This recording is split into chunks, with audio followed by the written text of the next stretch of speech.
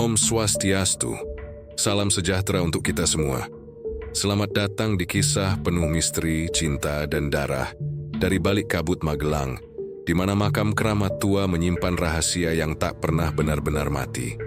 Disinilah perjalanan seorang perempuan bernama Nindya dimulai. Didorong oleh rasa cinta, ia mencari pesona yang abadi. Namun yang ditemukannya bukan keindahan, melainkan kutukan yang menuntut darah dan jiwa. Malam ini, dengarkan dengan hati tenang, karena setiap bisikan yang terdengar di antara hembusan angin bisa jadi bukan hanya sekadar suara. Inilah susuk pemikat dari makam keramat. Om Shanti, Shanti, Shanti Om. Malam itu hujan turun perlahan di desa Pager Gunung, sebuah desa kecil di lereng Gunung Andong yang diselimuti kabut tebal dan kesunyian. Di rumah berdinding papan yang tampak kusam oleh usia, seorang perempuan muda bernama Sari duduk termenung di depan cermin retak. Matanya sembab, wajahnya pucat, dan bibirnya bergetar menahan isak yang tak kunjung reda. Sudah berbulan-bulan ia hidup dalam kesepian setelah kepergian kekasihnya, Raka Tepidar yang dulu berjanji akan menikahinya. Sebelum kecelakaan merenggut nyawanya di jalan, turunan hutan Sari masih ingat hari terakhir mereka bertemu, senja yang berubah merah seperti darah ketika kabar duka itu datang. Tubuh Raka ditemukan di dasar jurang, dan orang-orang bilang sebelum meninggal ia sempat menyebut nama Sari dengan napas terakhirnya. Sejak itu hidup Sari seolah berhenti. Ia tidak mau makan, jarang berbicara, dan hanya duduk di depan cermin menatap bayangan yang semakin asing. Kalau aku bisa, aku akan memanggilmu kembali, Kak. Bisiknya lirih di tengah gemuruh petir. Dari luar jendela angin berhembus membawa suara gamelan samar. Entah dari mana, sebagian orang di desa percaya suara gamelan itu adalah tanda makam keramat sedang membuka diri, tempat arwah penasaran berkumpul mencari tumbal. Dan malam itu suara itu terdengar begitu jelas, seolah memanggil nama Sari. Ia menutup matanya, menahan air mata yang terus mengalir. Di antara kesedihan itu muncul suara dari luar rumah. Kalau kau ingin seseorang kembali, jangan menangis di cermin. Datanglah ke makam keramat sebelum tengah malam. Sari menoleh cepat, namun tak ada siapapun di luar. Hanya bayangan pohon beringin besar yang menari di bawah cahaya petir. Suara itu lembut tapi menusuk. Demi rasa tubuhnya menggigil. Namun hatinya justru dipenuhi rasa penasaran dan harapan yang tak bisa dijelaskan. Malam itu juga, dengan pakaian sederhana dan senter kecil di tangan, Sari melangkah ke arah makam keramat di pinggir desa. Jalan setapak yang dilewatinya dipenuhi rumput liar, dan udara malam terasa lembab, mengandung aroma tanah basah dan bunga kantil yang baru mekar. Sesampainya di area makam, suasana begitu sunyi. Hanya satu cahaya redup dari lentera tua yang tergantung di dahan pohon. Di bawahnya, duduk seorang perempuan tua berpakaian serba hitam. Kulitnya keriput, namun matanya tajam seperti menembus kegelapan. Aku sudah menunggumu, Sari, ucap perempuan itu tanpa menoleh. Sari terkejut. Bagaimana? Nenek tahu namaku? Perempuan itu tersenyum tipis. Arwah yang kau tangisi telah memanggilku. Kau ingin memikat kembali cinta yang hilang, bukan? Sari mengangguk perlahan. Dadanya bergetar antara takut dan harapan. Aku hanya ingin Raka kembali, meski sebentar. Semua bisa dikembalikan, asal kau berani menukar sesuatu yang hidup, jawab si perempuan sambil mengeluarkan bungkusan kain hitam. Di dalamnya tampak jarum kecil berwarna keemasan dan sebutir batu merah darah. Ini bukan susuk biasa, ini susuk pemikat arwah. Sekali kau tanam di bawah kulitmu, bukan hanya manusia yang akan jatuh cinta padamu, tapi juga yang telah mati akan kembali mendekat. Sari menelan ludah. Ada rasa takutnya tapi juga keinginan besar yang menekan dadanya. Apa syaratnya, Nek? Perempuan itu memandang tajam, lalu mengeluarkan mangkuk tanah liat berisi air yang tampak seperti darah encer. Syaratnya hanya satu, campurkan setetes darahmu ke air ini. Lalu sebut nama orang yang ingin kau panggil 3 kali. Setelah itu susuk ini akan menyatu dengan tubuhmu. Tapi ingat, semakin kuat cinta yang kau panggil, semakin besar bayangan yang akan datang menagih jiwamu. Sari terdiam. Petir menyambar di kejauhan, menerangi wajah perempuan itu yang kini tampak lebih muda sesaat, seolah cahaya gaib memoles kulitnya. Tanpa berpikir panjang, Sari menggigit jarinya hingga berdarah, lalu meneteskan setetes ke dalam mangkuk itu. "Raka, Raka, Raka," ucapnya dengan suara bergetar. Perempuan itu menancapkan jarum susuk ke bawah tulang selangka Sari. Rasa panas langsung menjalar ke seluruh tubuhnya, seperti bara menyala di bawah kulit. Sari menjerit pelan, namun suara itu tenggelam oleh dentuman petir yang tiba-tiba. Dalam sekejap, angin berputar di sekitar mereka, membawa aroma dupa dan bunga kantil. Perempuan tua itu memejamkan mata, mulutnya melafalkan mantra panjang, yang terdengar seperti bahasa kuno. Dari tanah makam di belakang mereka, muncul cahaya merah samar, bergerak berputar hingga membentuk siluet wajah laki-laki. Raka Sari menatapnya dengan mata terbelalak. Air mata menetes deras. "Raka, kau dengar aku?" Siluet itu hanya tersenyum. Wajahnya tampak damai, namun matanya memancarkan sesuatu yang dingin dan asing. Angin berhenti berhembus, suasana kembali hening. Ketika Sari menoleh ke arah perempuan tua itu, sosoknya telah lenyap.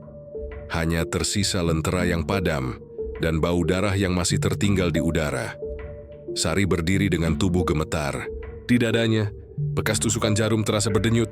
Ia pulang dengan langkah goyah. Sementara di belakangnya, dari arah makam, terdengar suara lirih memanggil namanya. "Siri." Siri berhenti sejenak menoleh, tapi tak ada siapa pun. Hanya tanah yang sedikit retak, seperti baru digali.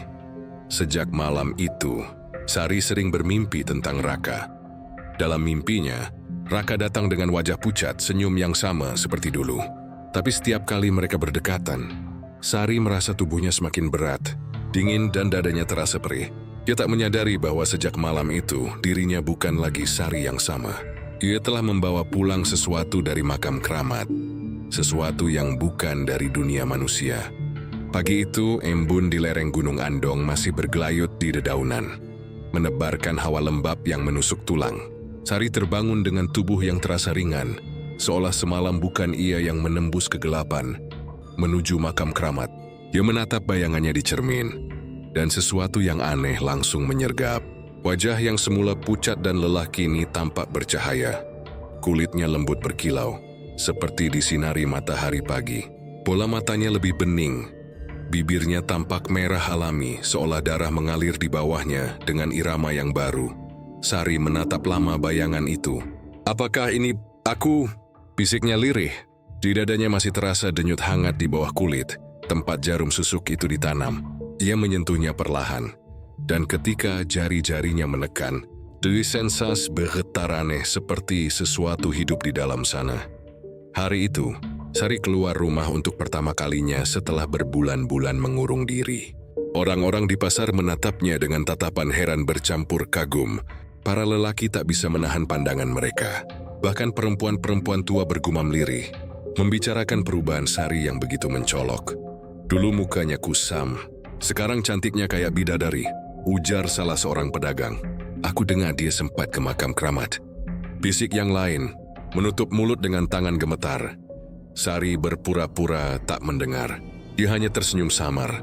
Tapi setiap kali orang menatapnya terlalu lama, mereka seakan terpaku, dan pupil matanya memantulkan bayangan kecil berwarna merah samar. Malamnya, Sari duduk di depan cermin yang sama. Cahaya lampu minyak membuat wajahnya tampak semakin memesona. Ia teringat pada Raka, pada suara lirih yang memanggil namanya dari balik tanah makam. "Raka, aku sudah menepati janjiku. Kembalilah padaku," bisiknya dengan suara gemetar. Dan malam itu angin di luar berembus lembut membawa aroma bunga kantil yang baru dipetik. Dari sudut kamar, terdengar suara langkah pelan, seperti seseorang berjalan tanpa sepatu. Sari menoleh namun tak melihat siapapun. Ia menatap cermin lagi. Dan di belakang bayangannya, tampak sesosok laki-laki berdiri. Wajahnya samar, matanya redup, namun senyumnya begitu akrab. "Raka." Bayangan itu tidak menjawab, tapi setiap kali Sari menatapnya, jantungnya berdetak lebih cepat, tubuhnya terasa panas, dan darahnya seolah berdesir ke seluruh tubuh. Ia mendekatkan wajahnya ke cermin, ingin menyentuh sosok itu, namun tiba-tiba dari bibirnya menetes setitik darah. Darah itu jatuh di atas meja, membentuk lingkaran kecil berwarna merah tua. Tubuhnya menggigil, tapi entah mengapa rasa takut itu bercampur dengan kenikmatan aneh. yang membuatnya sulit berpaling. Ia tak tahu bahwa malam itu, susuk di tubuhnya mulai aktif sepenuhnya. Hari demi hari, kecantikan Sari semakin menakutkan. Lelaki yang bertemu dengannya selalu tergila-gila. Bahkan beberapa di antaranya bertengkar, hanya karena ingin mendekatinya. Ada yang nekat mengirim sesajen di depan rumahnya, berharap bisa memikat hatinya. Tapi setiap orang yang mencoba terlalu dekat, selalu sakit tanpa sebab. Suatu sore, seorang pemuda bernama Bagas, teman lama Raka, datang ke rumahnya. "Sari, kau berubah, tapi entah kenapa aku tak bisa berhenti memikirkanmu," katanya dengan napas berat. Sari menatapnya dalam diam. "Jangan bicara seperti itu, Gas. Kau tahu aku masih mencintai Raka." Tapi Raka sudah Bagas tak sempat melanjutkan. Dari belakang Sari terdengar suara pintu berderit pelan, dan hawa dingin tiba-tiba memenuhi ruangan. Lentera minyak di sudut meja bergetar, nyalanya menipis. Bagas menelan ludah, matanya membulat melihat sosok kabur berdiri di belakang Sari. Sosok itu tinggi, pucat, dan menatapnya dengan mata kosong. "Siapa? Siapa itu?" Suaranya bergetar. Sari menoleh, tapi di matanya hanya ada kekosongan. "Tidak ada siapa-siapa, Bagas." Namun begitu ia mengucapkan kalimat itu, bayangan itu melangkah ke depan, melewati tubuh Sari. Angin berhembus kuat, dan Bagas terhempas ke belakang. Dadanya terasa sesak seperti dipukul sesuatu yang tak terlihat. Ia sempat melihat wajah sosok itu dengan jelas penuh Raka, tapi dengan kulit keabu-abuan dan darah menetes dari pelipisnya. Bagas menjerit dan lari keluar rumah. Tapi sejak malam itu ia demam tinggi dan meninggal 3 hari kemudian. Orang-orang desa mulai berbisik, menyebut nama Sari dengan ketakutan. Dia bukan manusia biasa lagi. Cantiknya dari dunia lain. Dia pakai susuk dari makam keramat, makanya setiap lelaki yang menatapnya tak lama hidupnya. Sari mendengar semua bisikan itu, tapi ia tidak peduli. Yang ia tahu, setiap malam Raka datang. Bukan dalam mimpi, tapi dalam bayangan cermin dan hembusan angin yang beraroma darah. Kadang ia merasakan belayan lembut di lehernya. Kadang suara lirih yang memanggil namanya dari arah tempat tidur. Namun ada satu hal yang mulai membuatnya takut. Setiap pagi setelah Raka datang, ia selalu menemukan noda darah kecil di bantalnya, dan kulit di bawah jarum susuknya terasa semakin panas. Kadang berdenyut seperti ada sesuatu yang bergerak. Suatu malam Jumat, rasa nyeri itu menjadi tak tertahankan. Ia membuka bajunya dan menatap dada di depan cermin. Dari bawah kulitnya terlihat sinar merah redup berdenyut pelan seperti jantung kedua. Dia mencoba menekan, dan tiba-tiba setetes darah mengalir keluar tanpa luka. "Raka, apa yang terjadi padaku?" bisiknya. Dari arah jendela, suara langkah kaki terdengar mendekat. Angin berhembus, lilin padam, dan dalam kegelapan, suara Raka terdengar begitu dekat di telinganya. "Kau memanggilku dan aku datang. Tapi kau lupa, Sari, setiap cinta dari dunia arwah harus dibayar dengan darah." Malam itu Sari menjerit pelan, bukan karena takut, tapi karena sadar cintanya telah melampaui batas kehidupan. Ia tidak lagi tahu mana yang nyata dan mana yang gaib. Di luar, bulan tertutup awan hitam, dan dari arah makam keramat terdengar gamelan lirih kembali bergema. 3 malam berlalu sejak suara itu berbisik di telinganya. Dan sejak saat itu, Sari hampir tak pernah tidur. Setiap kali matanya mulai terpejam, ia selalu terbangun oleh hembusan angin dingin yang membawa aroma dupa dan bunga kantil. Di sudut kamarnya, cermin tua yang dulu hanya memantulkan bayangannya kini seolah hidup. Kadang menampakkan siluet seseorang berdiri di belakangnya, kadang hanya kilatan mata merah samar yang menatapnya lama. Pagi hari, tubuh Sari terasa segar, tapi matanya menghitam karena kurang tidur. Namun anehnya setiap kali ia menatap wajahnya di air, ia tampak semakin cantik. Kulitnya seakan berkilau, senyum kecil di bibirnya tampak memikat siapapun yang menatapnya. Tapi di balik itu hatinya semakin gelisah. Rasa rindu pada Raka berubah menjadi obsesi yang menyesakkan dada. Malam keempat, hujan turun deras. Petir menyambar pepohonan di sekitar rumah. Sari duduk di depan cermin sambil menggenggam kalung yang dulu diberikan Raka. Ia memejamkan mata. Air matanya menetes membasahi lantai. "Raka, kalau kau benar-benar mencintaiku, datanglah lagi. Jangan hanya dalam mimpi." Suaranya bergetar. hampir seperti doa yang diselipkan dalam ketakutan. Saat itu juga, lampu minyak di meja padam tertiup angin, dan ruangan seketika gelap. Hanya kilatan petir dari jendela yang memberi cahaya sesekali. Dari arah pintu terdengar suara langkah kaki basah. Perlahan, daun pintu berderit terbuka dan di baliknya berdiri seseorang. Tubuhnya kurus, pakaiannya basah kuyup dan matanya menatap lurus ke arah Sari. Sari menahan napas. "Raka?" Laki-laki itu tersenyum. Wajahnya pucat, kulitnya dingin berembun. Tapi senyum itu adalah senyum yang sama yang dulu membuat Sari jatuh cinta. Dia melangkah masuk, meninggalkan jejak air di lantai. "Ini aku, Sari. Kau memanggilku dan aku datang." Sari berlari memeluknya, menangis di dadanya. Tapi tubuh Raka terasa aneh, dingin seperti batu dan tak berdenyut. Ia menatap wajahnya, mencoba mencari kehangatan yang dulu ada di sana. Tapi yang ia lihat hanyalah sepasang mata kosong yang menatapnya tanpa cahaya. Kau hidup?" Raka tersenyum samar. "Aku kembali untukmu." Malam itu, mereka duduk berdua di tepi ranjang. Sari bercerita tentang rindunya, tentang kesepian yang membuatnya gila, dan tentang susuk yang ia tanam demi memanggil cinta yang hilang. Raka hanya mendengarkan, sesekali memegang tangannya. Tapi setiap kali ia menyentuh kulit Sari, dari bawah jarum susuknya muncul rasa panas luar biasa, dan darah kecil mengalir tanpa luka. "Aku tak peduli apapun," kata Sari dengan suara lirih. "Selama kau di sini aku rela." Namun menjelang tengah malam, Raka berdiri dan berjalan ke jendela. "Kau tak mengerti, Sari. Aku datang bukan karena cinta. Aku datang karena kau memanggilku dengan darahmu." Sari menatapnya dengan mata lebar. "Apa maksudmu?"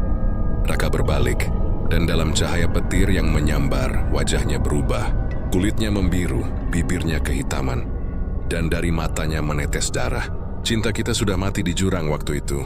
Tapi kau membangunkanku dari kubur dengan susuk terlarang. Sekarang aku terikat padamu, dan setiap malam sebagian dari jiwamu menjadi milikku." Sari mundur, tubuhnya bergetar. "Tidak, aku tak bermaksud memanggil rohmu, tapi kau sudah melakukannya." Suaranya berat bergema di seluruh ruangan. "Dan sekarang setiap kali aku datang, darahmu akan mengalir untuk menjaga aku tetap ada."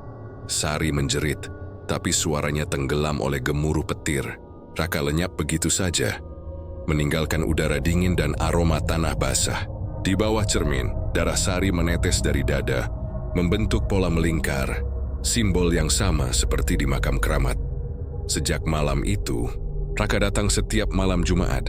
Ia duduk di kursi dekat tempat tidur, memandangi Sari dalam diam. Kadang ia membelai rambutnya, kadang hanya berdiri di jendela menatap hujan. Tapi setiap kali ia datang, tubuh Sari semakin lemah. Wajahnya tetap cantik, namun matanya tampak kosong. Orang-orang desa mulai resah. Seekor ayam mati tanpa sebab di depan rumah Sari setiap malam, dan aroma darah sering tercium dari arah dapurnya. Beberapa tetangga melihat bayangan laki-laki berdiri di halaman. Tapi ketika didekati, sosok itu menghilang seperti kabut. Suatu malam, seorang dukun desa, Mbah Saminah, datang menemuinya. Dia menatap wajah Sari dengan pandangan prihatin. "Anakku, susuk yang kau tanam bukan susuk pengasihan. Itu susuk pemikat arwah. Kau memanggil bukan cinta, tapi roh yang terjebak di antara dunia. Setiap kali dia datang, ia mengambil sebagian darahmu." Sari menunduk, air matanya jatuh di lantai. "Tapi aku tak bisa hidup tanpa dia, Mbah." Mbah Saminah menggeleng. "Kalau begitu, sebentar lagi kau pun akan menyusulnya ke tanah." Malam itu, setelah Mbah Saminah pergi, Sari duduk di depan cermin lagi. Wajahnya tampak semakin cantik, tapi di lehernya terlihat urat-urat merah keunguan yang menjalar ke dada. Dia menatap cermin lama-lama, lalu berbicara lirih, seolah berbicara dengan bayangan sendiri. "Kalau harus mati demi cinta, aku rela. Tapi jangan biarkan dia pergi lagi." Dari balik cermin, kabut tipis muncul, membentuk wajah Raka yang tersenyum dengan darah di bibirnya. "Baiklah Sari, kita akan bersama selamanya." Dan malam itu untuk pertama kalinya Sari merasakan tubuhnya menjadi ringan. Ketika ia terbangun keesokan paginya, sinar matahari masuk lewat jendela, tapi bayangannya tidak tampak di cermin. Desa Pagar Gunung mulai berubah sejak malam itu. Angin yang biasanya berhembus lembut dari lereng Andong kini sering membawa aroma besi dan dupa. Penduduk desa tak lagi berani keluar setelah matahari tenggelam. Beberapa orang mengaku mendengar suara perempuan menangis dari arah hutan makam. Dan setiap kali mereka mencoba mencari sumbernya, yang terdengar hanya desir angin memanggil nama yang sama berulang kali. Sari. Sari sendiri tak lagi sering terlihat di pasar. Rumahnya tertutup rapat, dan lampu minyak di dalam selalu menyala sampai pagi. Sejak Raka kembali, dunia Sari seperti terpisah dari dunia lain. Dewi tidak makan, tidak tidur, namun tubuhnya tetap segar dan cantik seperti bidadari. Tapi kalau diperhatikan lebih dekat, di bawah kulitnya ada urat-urat merah tua yang berdenyut perlahan, seolah darahnya hidup sendiri. Suatu pagi, Kiai tua bernama Kiai Maksum datang bersama 2 warga. Mereka berdiri di depan rumah Sari, mengetuk pintu sambil mengucap salam. Tak ada jawaban. Saat mereka mencoba membuka, daun pintu bergerak sendiri, berderit pelan, dan hawa dingin menyeruak keluar. Bau dupa bercampur darah langsung menusuk hidung. Di dalam rumah, Sari duduk di kursi menghadap cermin, rambutnya terurai panjang menutupi bahu. Ia tampak sedang berbicara pada seseorang yang tak terlihat. Suaranya lembut, penuh kasih, namun bagi telinga manusia terdengar aneh. Seperti 2 suara yang berbicara dalam satu tubuh. Kiai Maksum mengucap istighfar pelan. Astagfirullah, anak ini sudah dikuasai roh pemikat. Salah satu warga berbisik, apakah itu benar roh kekasihnya yang mati, Kiai? Bukan, itu Korin, roh bayangan yang meniru rupa manusia yang sudah mati. Ia mengikat tubuh Sari lewat susuk terlarang. Kiai Maksum mengangkat tongkat kecil yang ujungnya dibalut kain putih, membaca ayat-ayat tolak bala.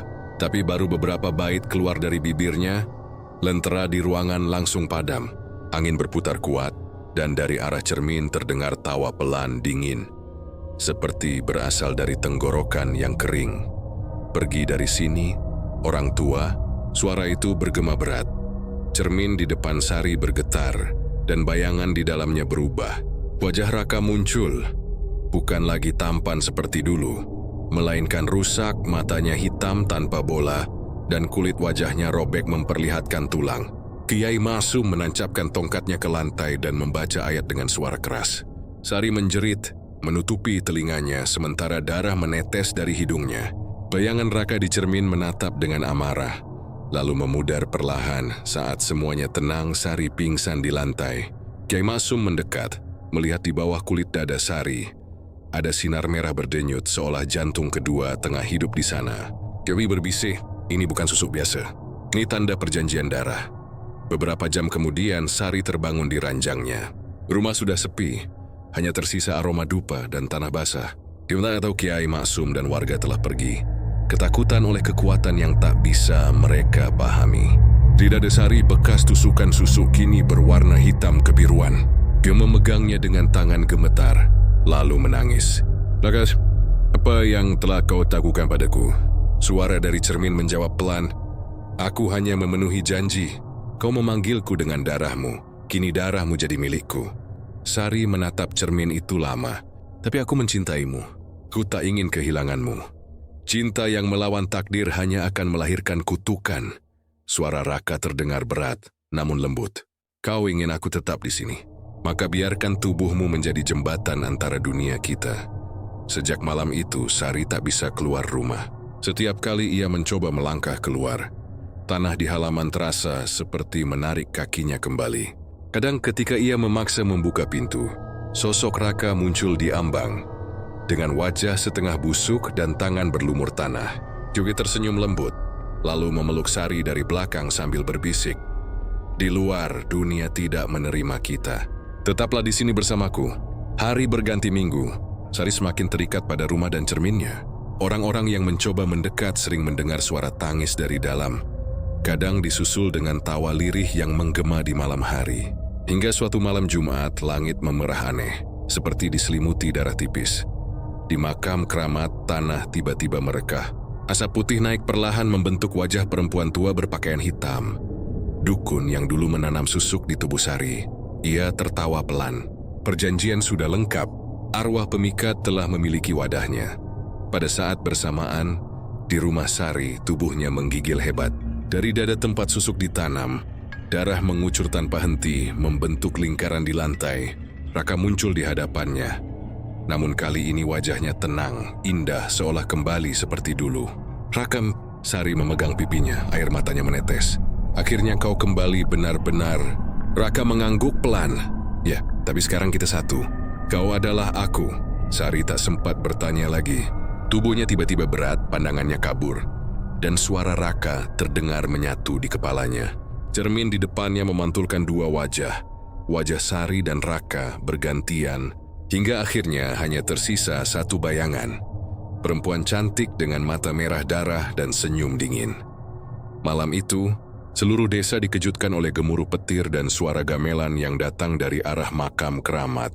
Saat pagi tiba, rumah Sari terbakar habis tanpa api yang terlihat. Di antara abu yang tersisa, warga menemukan cermin pecah dan kalung Raka yang masih utuh. Sejak hari itu, tak ada lagi yang berani mendekati makam keramat. Tapi kadang, menjelang malam Jumat, beberapa orang masih melihat bayangan perempuan cantik berdiri di bawah pohon beringin, menatap ke arah desa. Dari kejauhan matanya bersinar merah, dan di antara desiran angin terdengar bisikan lembut. "Cinta dari makam tak pernah mati." Sepekan telah berlalu sejak rumah Sari terbakar habis. Namun keanehan di desa Pager Gunung justru semakin menjadi. Setiap malam Jumat, suara langkah lembut terdengar di jalanan desa, diikuti aroma bunga melati dan besi berkarat. Tak ada yang melihat wujudnya, tetapi anjing-anjing menyala ke arah yang sama. Bekas rumah Sari, Kuyai Maksum, yang sempat berusaha menolong Sari, kini jatuh sakit. Setiap malam tubuhnya menggigil, dan ia terus bergumam tentang cermin berdarah. Cermin itu masih hidup, katanya lemah, dan arwah perempuan itu belum pergi. Sementara itu di tengah reruntuhan rumah yang telah menjadi abu, seorang pemuda bernama Ari datang bersama dua temannya. Mereka adalah pemburu konten mistis yang sengaja datang dari kota. Tujuan mereka sederhana, merekam fenomena aneh di bekas rumah Sari dan menjadikannya video viral. Tapi apa yang mereka temukan malam itu jauh melampaui niat awal mereka. Saat bulan purnama menggantung di langit, Ari dan teman-temannya mulai menyalakan kamera. Suara jangkrik tiba-tiba lenyap, hanya terdengar desir angin dan retakan kayu terbakar. Salah satu dari mereka, Dimas, menemukan sesuatu di antara abu. Sepotong cermin retak sebesar telapak tangan, masih mengilap seperti baru. "Wah, ini bisa jadi footage keren," kata Ari sambil tertawa kecil. Ia mengangkat cermin itu ke arah kamera, memperlihatkan pantulannya. Tapi di dalam pantulan itu, wajah mereka tak hanya bertiga. Ada bayangan keempat, seorang perempuan berambut panjang dengan mata merah, berdiri di belakang Ari. Dimas spontan menjatuhkan kamera. "Bro, siapa di belakang lo barusan?" Ari menoleh cepat. Tak ada siapa-siapa, tapi udara tiba-tiba dingin menusuk tulang. Ia menatap kembali cermin itu. Kali ini, wajahnya sendiri yang menatap balik. Tapi, dari pantulan, bibirnya tersenyum sementara wajah aslinya diam tanpa ekspresi. Malam itu mereka memutuskan untuk pulang. Namun Dimas bersikeras membawa cermin itu. Sayang kalau dibuang, ini artefak, bisa jadi bukti. Namun sejak malam itu, Dimas tak pernah benar-benar tidur. Ia terus merasa seperti sedang diawasi. Di kamarnya, cermin kecil itu kini tergantung di dinding. Dan setiap tengah malam, ada tetesan merah yang mengalir dari retakan di permukaannya. Suatu malam, Ari menerima pesan suara dari Dimas. Hanya ada desahan dan suara perempuan berbisik. "Cantik ya? Kau juga ingin seperti Sari, kan?" Ari segera menuju rumah Dimas. Pintu rumahnya terbuka, lampu redup, dan di dalamnya Dimas duduk di lantai, memandangi cermin sambil tersenyum. Tubuhnya pucat, matanya kosong, dan darah menetes dari bibirnya. Di dinding, tertulis dengan darah, "Cinta tak perlu jasad." Cermin di hadapan Dimas kini memantulkan wajah perempuan cantik dengan senyum lembut. Sari, tapi kulit wajahnya tampak seperti porselen retak, dan matanya merah menyala. Ari terpaku, langkahnya berat seperti tertarik ke arah cermin itu. Ia mendengar suara halus di kepalanya. Aku masih di sini, sampaikan pada Raka. Aku menunggumu. Ari mencoba menjerit, tapi suaranya tertelan udara dingin. Cermin itu bergetar dan dari retakannya muncul tangan perempuan, pucat dan berlumur darah, mencoba keluar dari balik permukaannya. Ari membanting kursi ke arah cermin, namun serpihan itu justru terbang menancap di kulitnya. Setiap potongan kecil memantulkan wajah Sari yang tersenyum semakin lebar. Keesokan harinya, warga menemukan rumah Dimas dalam keadaan kosong. Hanya ada bercak darah yang mengarah ke cermin yang kini utuh kembali. Tanpa retak, tapi di dalamnya, terlihat bayangan Ari berdiri diam dengan tatapan kosong. Berita itu cepat menyebar. Kiai Maksum yang mendengar kabar itu memutuskan untuk bertindak. Ia membawa kitab dan air doa menuju bekas rumah Sari. Dalam hatinya, ia tahu arwah Sari sudah tak lagi murni manusia, tapi juga bukan sepenuhnya makhluk gaib. Ia telah menjadi penjaga cermin, wadah kutukan cinta dan susuk pemikat. Sesampainya di sana, udara terasa berat. Cermin itu kini berdiri tegak di tengah reruntuhan, seperti baru dipoles. Saat Kiai Maksum mendekat, ia melihat wajahnya sendiri. Di pantulan itu, tua, lelah, tapi di baliknya muncul bayangan Sari tersenyum lembut. Engkau mengganggu cinta yang suci, suara itu berbisik. Biarkan aku di sini bersama kekasihku. Tidak ada cinta dalam kutukan, jawab Kiai Maksum lantang. Ia memercikkan air doa ke arah cermin. Suara seperti jeritan ribuan nyawa meledak, dan darah muncrat dari dalam kaca, memerciki tanah. Sari menjerit marah, tubuhnya muncul dari dalam cermin. Setengah nyata, setengah bayangan, berusaha menarik sang kiai masuk ke dalamnya. Namun Kiai Maksum membaca ayat terakhir dengan penuh tenaga. Cermin itu retak lagi. Kali ini pecah menjadi debu halus. Tubuh Sari lenyap bersama cahaya merah yang membakar udara malam. Kiai Maksum terhempas ke tanah, napasnya tersengal. Saat subuh tiba, warga menemukannya terbaring di depan reruntuhan rumah, masih memegang kitab yang basah darah. Tapi cermin itu tak pernah benar-benar hilang. Di pasar Loak Magelang, beberapa minggu kemudian seorang penjual menemukan serpihan kaca kecil yang berkilau indah. Saat ia mengelapnya, terlihat bayangan perempuan tersenyum lembut dari balik pantulan itu. Berbisik pelan, cinta tak pernah mati, hanya berpindah dari satu jiwa ke jiwa lain. Malam di desa Pagar Gunung kembali sunyi setelah kejadian cermin berdarah.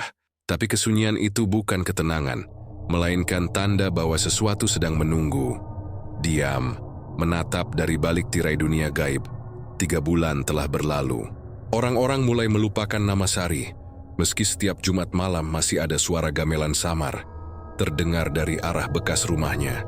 Namun kali ini bukan sekadar gamelan, melainkan irama pelan seperti musik pengantin Jawa, lengkap dengan suara sinden yang lirih dan sedih.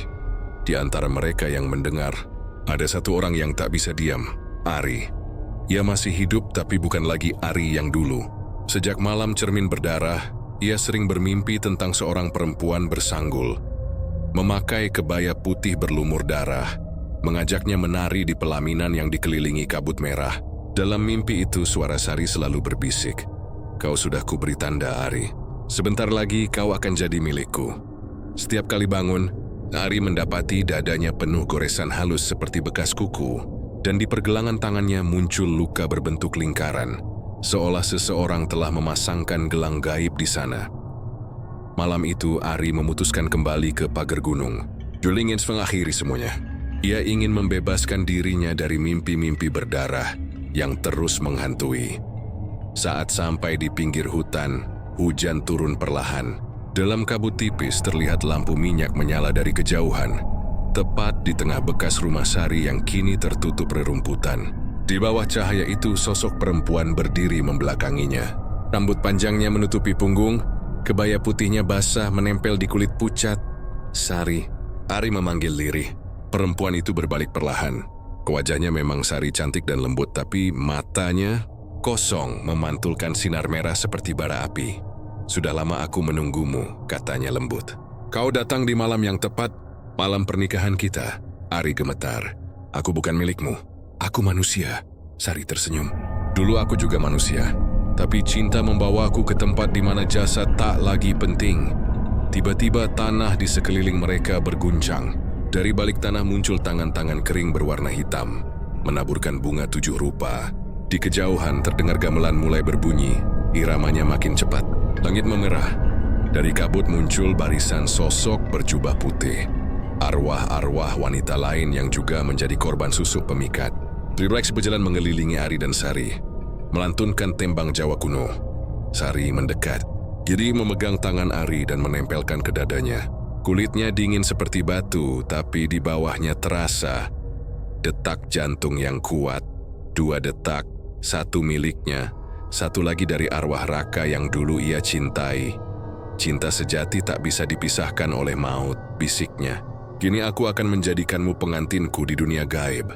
Ari mencoba melepaskan diri, tapi tubuhnya tak bisa bergerak. Dari gelang di tangannya, muncul urat hitam yang merambat ke seluruh tubuh, membekukan darahnya. Ia berteriak, namun suara gamelan menenggelamkan jeritannya. Sari lalu mencium kening Ari dengan lembut. Dari bibirnya menetes darah, menetes ke bibir Ari lalu meresap masuk ke dalam tubuhnya. Seketika Ari melihat dunia berputar. Hutan lenyap, langit berubah menjadi lautan merah. Ia berdiri di pelaminan yang dipenuhi arwah. Sari duduk di sampingnya, tersenyum bahagia. Sementara di hadapan mereka berdiri sosok tua berjubah hitam.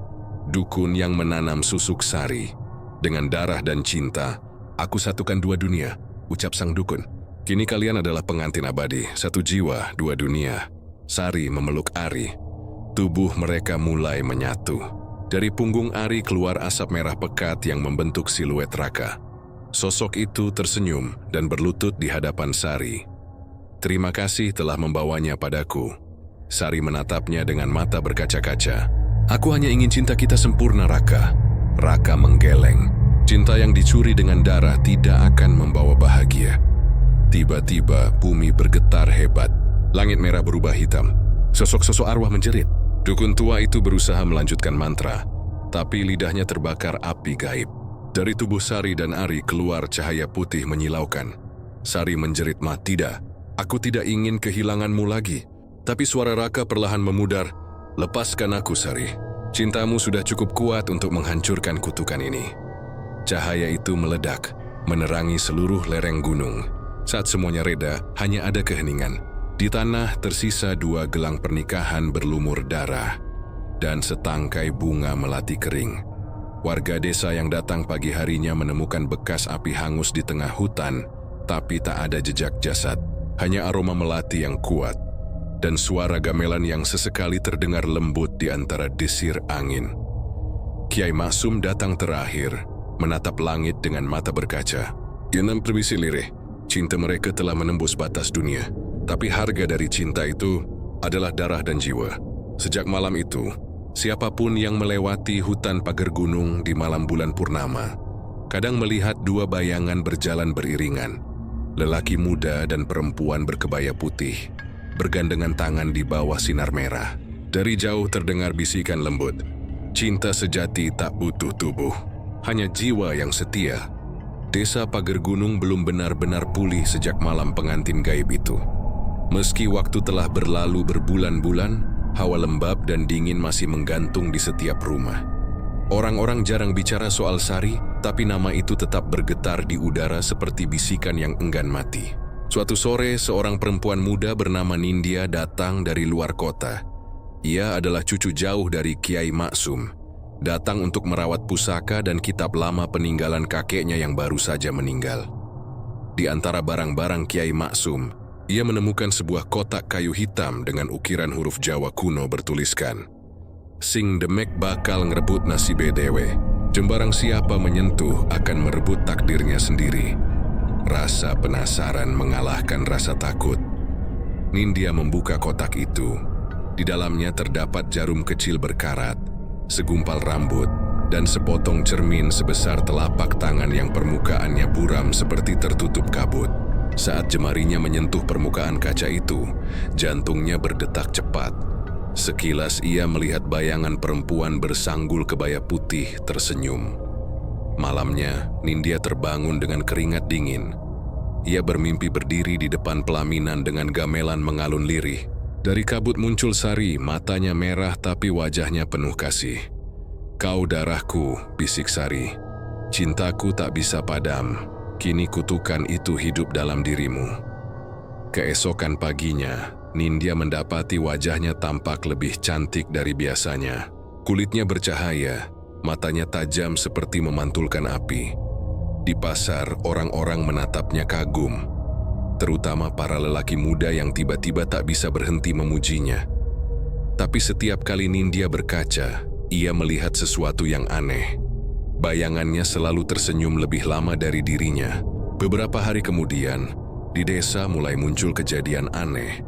Seorang lelaki yang menatap Nindya terlalu lama ditemukan pingsan dengan mata membelalak, jantung berhenti seolah disedot sesuatu. Di dahi mereka muncul bekas luka kecil berbentuk lingkaran, mirip tusukan susuk. Kabar itu menyebar cepat. Orang-orang mulai berbisik bahwa roh Sari telah hidup lagi lewat tubuh Nindya. Suatu malam, Nindya melihat bayangan Sari muncul dari dalam cermin yang ia temukan. Sari mengenakan kebaya pengantin, wajahnya pucat tapi matanya penuh rindu. "Kau adalah aku yang baru," katanya lembut. "Susukku menunggu wadah baru dan darahmu telah memanggilku." Nindya mundur ketakutan. "Tidak, aku bukan engkau. Aku bukan arwah terkutuk." Sari tersenyum dingin. "Kau tidak bisa menolak. Susuk itu sudah masuk ke darahmu saat kau menyentuh jarum di kotak itu." Tubuh Nindya tiba-tiba panas. Di bawah kulit lehernya muncul kilau merah, seperti sesuatu yang berdenyut dari dalam. Ia menjerit. Tapi dari cermin muncul tangan Sari yang menempel di dadanya, berusaha menembus ke dalam tubuhnya. Tiba-tiba dari luar rumah, terdengar suara tongkat mengetuk lantai. Seorang lelaki tua berjubah abu-abu masuk. Mbah Suro, dukun tua yang dulu pernah menjadi murid Kiai Maksum namun memilih jalan hitam. Ia tersenyum samar. Jadi benar, roh pemikat itu sudah menemukan wadahnya. Sari menatapnya dari cermin. "Kau yang menanam susuk di tubuhku dulu." Mbah Suro tertawa lirih. "Ya, dan kini aku akan menyempurnakannya. Dengan darah cucu Kiai Maksum, kekuatan susuk pemikat akan hidup selamanya." Ia mengambil jarum dari meja, meneteskan darah ayam hitam ke ujungnya, lalu mengarahkannya ke dada Nindya. Tapi sebelum jarum itu menembus kulitnya, cahaya merah meledak dari tubuh Nindya. Suara Sari menggema dari dalam dirinya. "Aku tidak mau jadi alat kekuasaanmu lagi, Suro." Cermin pecah 1000, dan dari setiap pecahan keluar wajah-wajah arwah perempuan korban susuk masa lalu. Mereka menjerit serempak menyelimuti Mbah Suro. Tubuhnya terbakar tanpa api, hanya menyisakan abu dan aroma anyir darah. Nindya terjatuh, napasnya tersengal. Dari dadanya, darah menetes deras membentuk simbol lingkaran di lantai. Di tengah lingkaran, muncul bayangan Sari yang kini tampak damai. Matanya tidak lagi merah tapi bening. "Terima kasih, kau telah membebaskanku." Sari tersenyum lalu perlahan memudar bersama cahaya merah. Namun sebelum hilang, ia sempat berbisik, "Jaga hatimu, Nindya. Susuk itu tak hilang, hanya tertidur dalam darahmu. Jika kau jatuh cinta dengan hati yang salah, ia akan bangun lagi." Hening. Hanya suara jangkrik dan desir angin yang terdengar. Keesokan harinya, warga menemukan Nindya pingsan di rumah Kiai Maksum, dikelilingi abu hitam dan potongan kaca. Ia selamat, tapi di bawah kulit dadanya masih tampak kilau samar. Merah, tanda bahwa susuk pemikat itu masih ada, menunggu waktu untuk kembali hidup. Malam itu di luar rumah di antara pepohonan, samar terlihat bayangan perempuan berkebaya putih berjalan perlahan. Ia menatap ke arah rumah Nindya dan tersenyum. Cinta sejati tak pernah benar-benar mati. Sejak kejadian malam itu, Nindya berusaha hidup seperti orang biasa. Ia meninggalkan rumah tua peninggalan Kiai Maksum dan pindah ke pinggir desa, berharap bisa melupakan semua yang pernah terjadi.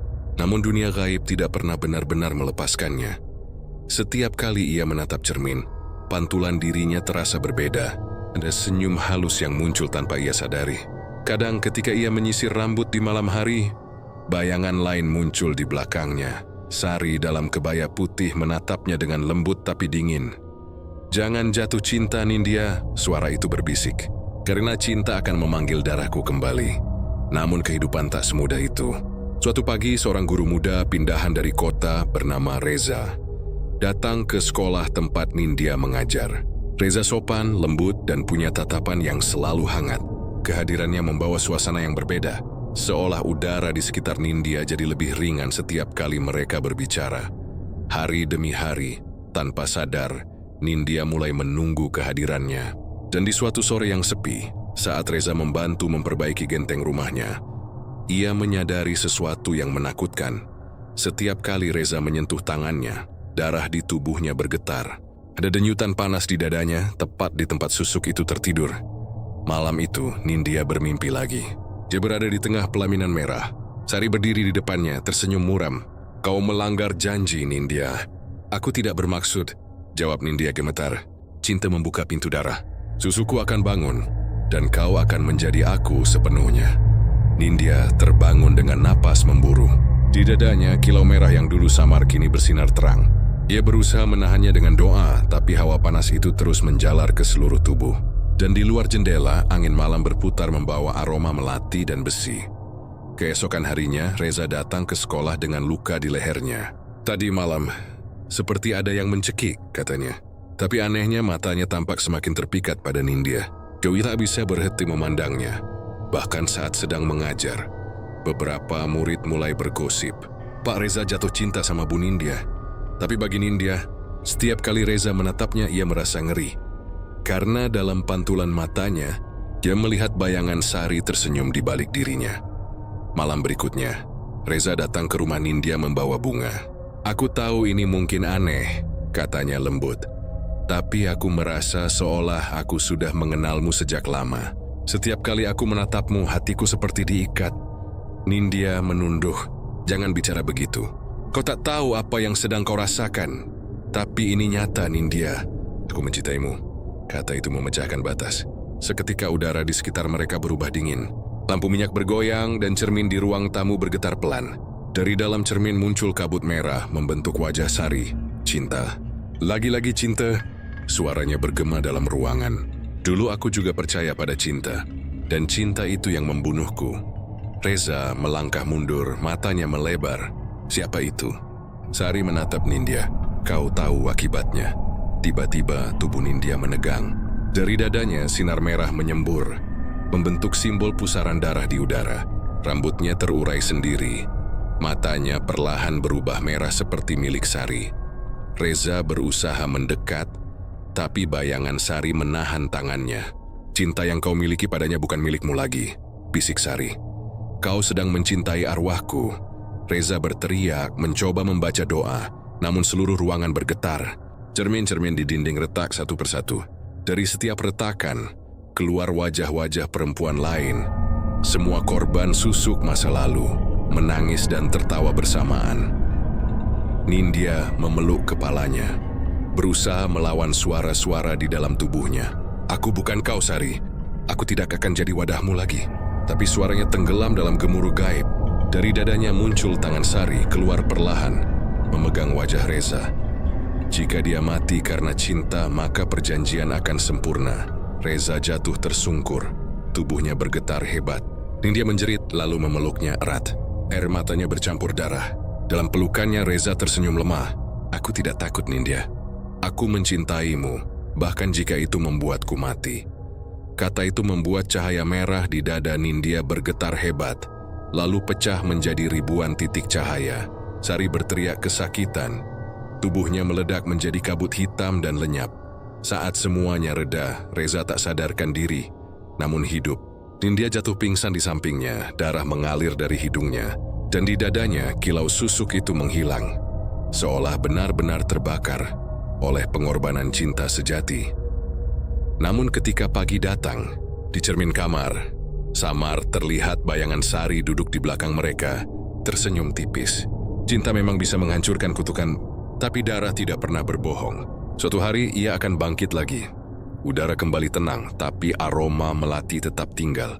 Dan dari jauh, Di makam keramat terdengar gamelan pelan mengalun. Irama pernikahan yang belum pernah selesai.